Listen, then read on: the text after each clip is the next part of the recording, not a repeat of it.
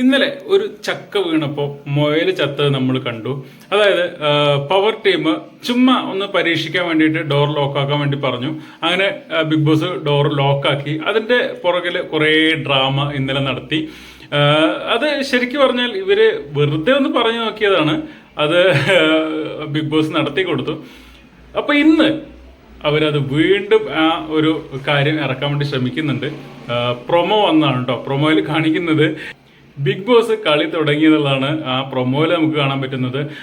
നമ്മുടെ power team എല്ലാം ദണ്ട് power ഉള്ള ദണ്ട് പിടിച്ചിട്ട് മെയിൻ ഡോർ ക്ലോസ് ആവട്ടെ എന്ന് പറയുന്നുണ്ട്. അവിടെ അവർ ശശിയായി ക്ലോസ് ആവുന്നില്ല.